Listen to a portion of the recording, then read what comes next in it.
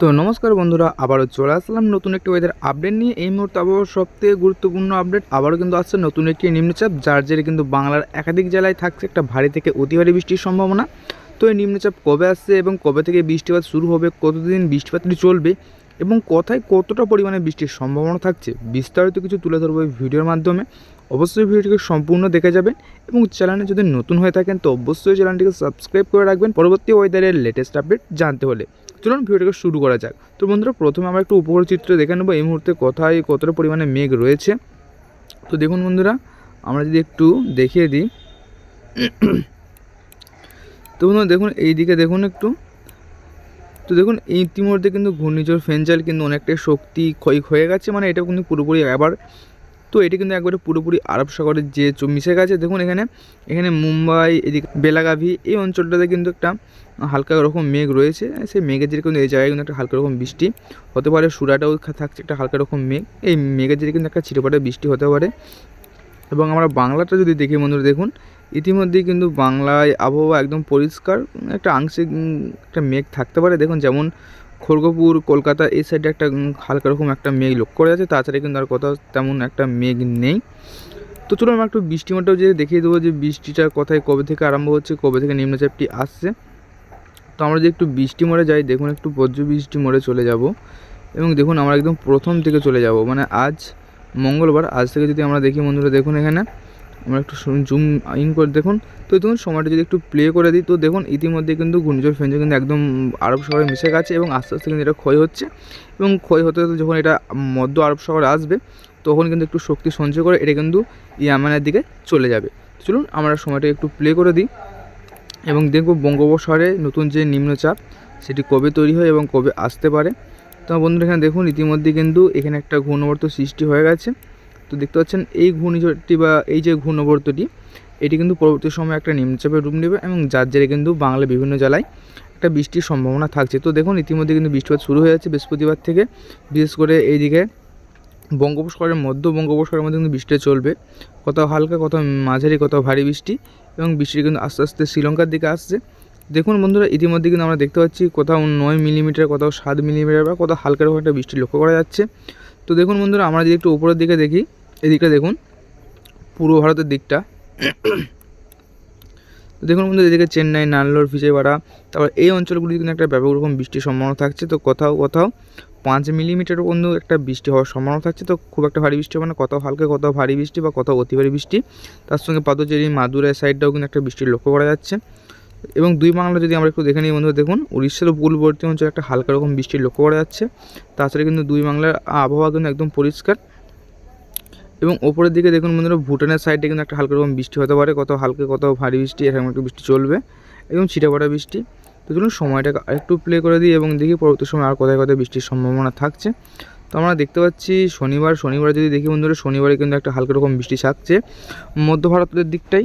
তাছাড়া কিন্তু আর তেমন কোথাও বৃষ্টি লক্ষ্য করা যাচ্ছে। তাছাড়া কিন্তু উড়িষ্যার উপকূলবর্তী অঞ্চলে কিন্তু একটা হালকা রকম বৃষ্টি লক্ষ্য করা যাচ্ছে। দেখুন বন্ধুরা এই জায়গাটির মধ্যে ভুবনেশ্বর, ব্রহ্মপুর, পুরী, কন্টাই এই অঞ্চলগুলিতে কিন্তু একটা ছিটেফাটা বৃষ্টি হতে পারে। তাছাড়া এদিকে দেখুন হায়দ্রাবাদ, চেন্নাই, নাল্লোর, বিজয়ওয়াড়া এই সাইডে কিন্তু একটা হালকা রকম বৃষ্টি লক্ষ্য করা যাচ্ছে। এবং দেখুন এই ঘূর্ণাবর্তটি কিন্তু অনেকটা বড় এরিয়া নিয়ে নিয়েছে এবং এটি কিন্তু আস্তে আস্তে শ্রীলঙ্কার দিকে এগাচ্ছে। তো দেখুন সময়টা যদি একটু প্লে করে দিই, তো বন্ধুরা দেখুন এখানে রবিবার 8 তারিখ সন্ধ্যে 6টার দিকে কিন্তু এই উপকূলবর্তী অঞ্চলে কিন্তু বৃষ্টিপাত থাকছে বন্ধুরা, একটা হালকা রকম বৃষ্টিপাত, ছিটেফাটা একটা বৃষ্টিপাত হতে পারে। তো খুব একটা ভারী বৃষ্টি হবে না, বিশেষ করে উড়িষ্যার উপকূলবর্তী অঞ্চলে বৃষ্টিটা লক্ষ্য করা যাচ্ছে। এবং দেখুন আমরা সময়টা যদি আরেকটু প্লে করে দিই, তো বন্ধুরা দেখুন সোমবার 9 তারিখ দেখুন বন্ধুরা দক্ষিণবঙ্গের এই উপকূলবর্তী অঞ্চলগুলি কিন্তু একটা বৃষ্টি লক্ষ্য করা যাচ্ছে, যেমন কামাখ্যানগর, ভুবনেশ্বর, এদিকে থাকছে জামশেদপুর, রাঁচি, অম্বিকাপুর, এদিকে থাকছে বাসিয়া, তোরপা এই অঞ্চলগুলিতে কিন্তু একটা বন্ধুরা বৃষ্টি লক্ষ্য করা যাচ্ছে। দেখুন বন্ধুরা তার সঙ্গে এদিকে পুরুলিয়া, মুড়ি, রাঁচি, খুন্তি এই অঞ্চলগুলিতে কিন্তু একটা হালকা রকম বৃষ্টি, একদম ছিটেফাটা একটা বৃষ্টি লক্ষ্য করা যাচ্ছে সোমবার 9 তারিখ ভোরের দিকে, ভোর 3টের দিকে। যদি আমার সময়টা একটু প্লে করে দিই, সকালের দিকে দেখুন বন্ধুরা,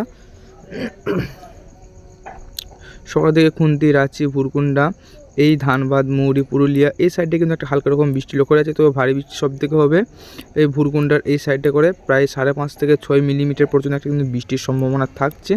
তাছাড়া যদি দেখুন জামশেদপুরে কিন্তু একটা হালকা রকম বৃষ্টি হবে।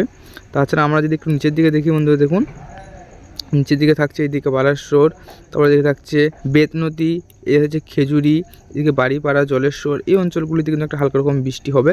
তাছাড়া এদিকে বাদাম পাহাড়, এদিকে হচ্ছে বিষয়, এই অঞ্চলগুলিতে কিন্তু একটা হালকা রকম করে বৃষ্টি হবে। তো বন্ধু খুব একটা ভারী বৃষ্টি হবে না। তাছাড়া আমরা যে একটু বাংলাদেশটা দেখে নিই বন্ধু, দেখুন বাংলাদেশে কিন্তু প্রত্যেকটি অঞ্চল আবহাওয়া পরিষ্কার, শুষ্ক আবহাওয়া, কোনো রকম বৃষ্টির সম্ভাবনা থাকছে না। চলুন সময়টা যদি আমার আরেকটু প্লে করে দিই, দেখুন বন্ধুরা বৃষ্টিটা কোথায় যায়, কতটা পরিমাণে বৃষ্টি হওয়ার সম্ভাবনা থাকছে।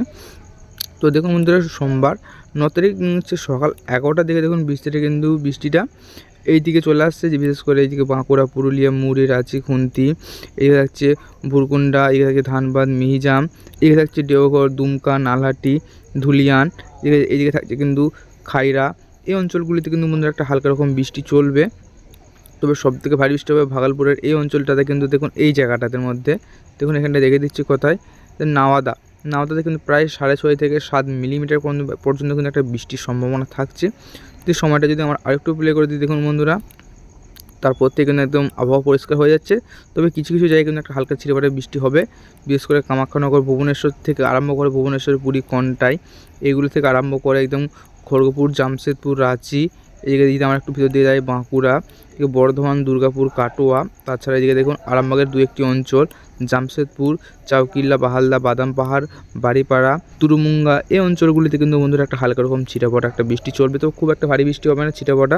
তাছাড়া এই জায়গাটা দেখুন হলদিবাড়ি, দক্ষিণবঙ্গের হলদিবাড়ি এবং বাংলাদেশের কলাপাড়া, এই উপকূলবর্তী অঞ্চলে কিন্তু একটা ছিটেফাটা বৃষ্টির লক্ষ্য রয়েছে। তো খুব একটা ভারী বৃষ্টি হবে না, ছিটেফাটা বৃষ্টি হবে। তার সঙ্গে দেখুন এদিকে বাংলাদেশে থাকছে, এদিকে ফরিদপুর, ঢাকা, সাইকুপা, এই সাইডটায় কিন্তু একটা হালকা রকম বৃষ্টির লক্ষ্য রয়েছে মেহেরপুর থেকে হয়ে এই অঞ্চলগুলিতে কিন্তু বন্ধুরা। তাছাড়া কিন্তু বাদবাকি এলাকা কিন্তু পরিষ্কার।